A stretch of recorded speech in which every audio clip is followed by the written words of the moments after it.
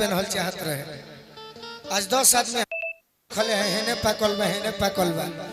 तो पूछले कनी अब का कहानी समाप्त अब दुख होता माइनर दतनी कहानी खत्म हो गई देती तू मेहनत करी हो जम के हमार गारंटी नहीं खे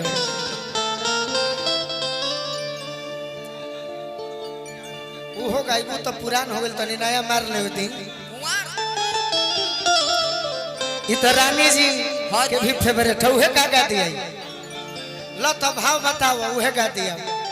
मान लो किलो का मन ना रही तब हम करब का सही बात हां अपन जैसे कहे के कह पहले ममता जी के कहे दो तहार हो गइल बा फेल बा उहे गीत हम ममता जी कि आज राजा जी के कोरवे में वाह सेज पर बैठल बाड़ी सही सखी से कह तरीके सखी का सखी जन हमनी के मेहनिया में कलाकार लोग आवे लन चाहे नहीं जा हमनियो के कि बोलो सो हां उन्हीं के लाज लगे लगा जाने का है बोले सब बाकी आप जो कलाकार हैं ये ममता जी हां जी वो जूली वो पिंकी जी क्या बात है यार क्या बात कैसे कह तरी ममता जी इतना और रानी जी सजा दी हो कि गीत ढेर पुरानो है तो नया लगी सही बात ए सखी का सखी का कहतारू बोलो सुनो ना का आज तू हमरा के कुछो मत कह काहे काहे जानतारू काहे आज हमरे दूसरे मन बा कैसन मन बा हो कैसन मन बा हां आज हमरा के तू साफ छोड़ द का खइबू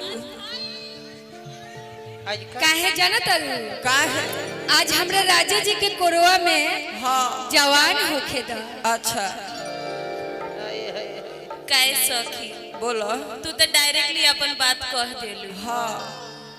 ए सखी तू उखी में कहबू तू एक्सपीरियंस वाली लगत आरू अच्छा तारा बहुत अनुभव बा हां तू ही बतावा ना कह हमर नया नया गौना भइल बा हां अपना राजा जी के संगे हम कैसे कैसे और का करे। अच्छा ए सखी बोलो स्टेज पर जाए हां तो अपना राजा जी से केंग बतिया तनी बतावा ना तू अपना राजा जी संगे केंग केंग कैसे कैसे कइलू।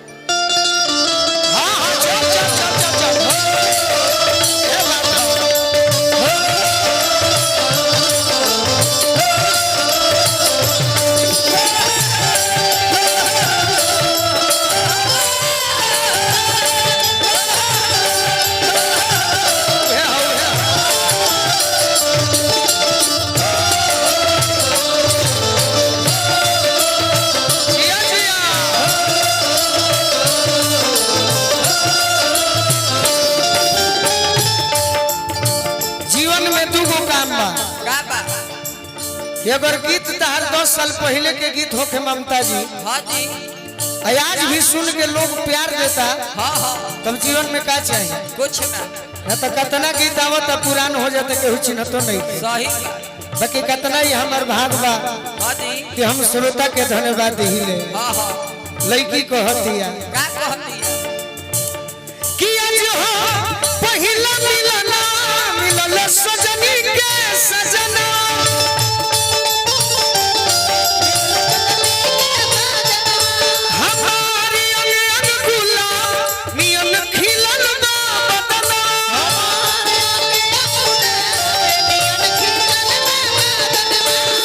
सोनी भगवान जन बिहान हो खेती सोनी सोनी भगवान जन बिहान हो खेती। Hello hello hello Ravi ji हैं का सोनी सोनी भगवान जन बिहान हो खेती आज राजा जी के कोरे जवान हो खेती आज राजा जी के कोरे जवान हो आज राजा जी के कोरे में जवान हो खेती आज राजा जी के कोरे जवान हो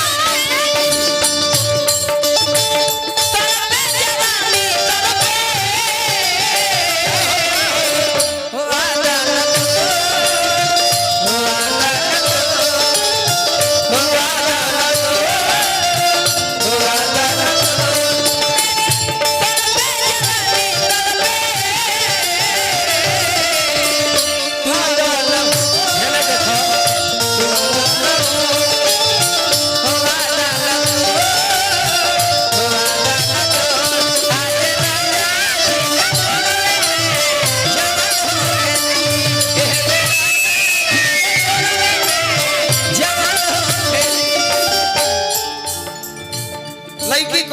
के प्रभु जी का हो मुर्गी होई तनी मनी नु हाँ हाँ राजा जी के ओठवा में ओठ जब सती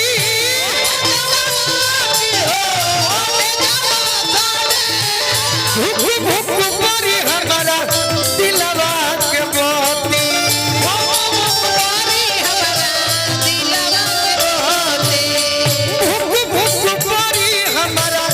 दिलवा के मोती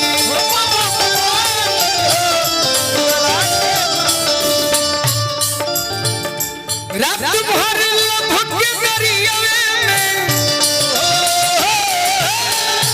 रात भर लभक के गरियावे में नेहन हो खेती राजा जी के कोरवे में जवान हो खेती राजा जी के कोरवे में जवान हो जी के कोरवे में जवान हो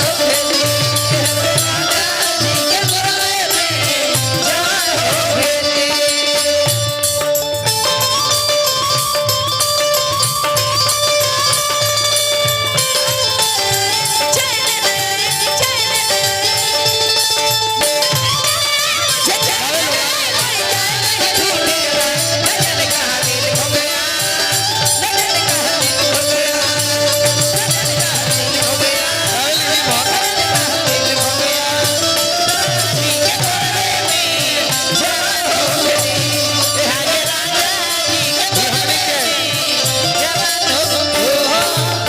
विकास भैया के मौसी के लड़का बनी गोपाल भैया हमने के बड़ भाई के तरफ से बहुत बहुत ईराउर स्वागत होता गोपाल भैया के बहुत बहुत धन्यवाद के रौराई में एकदम जग सफल हुई और का रोग लगाई पिया कोरा जब उठाई है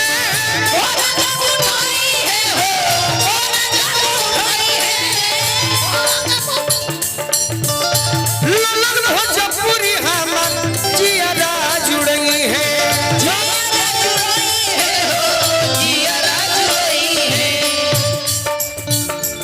इयारा बोलू राजा के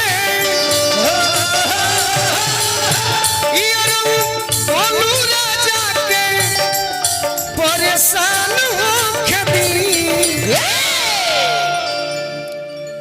कि यह राजा जी क्या बात है के कोरवे में जय हो कि आज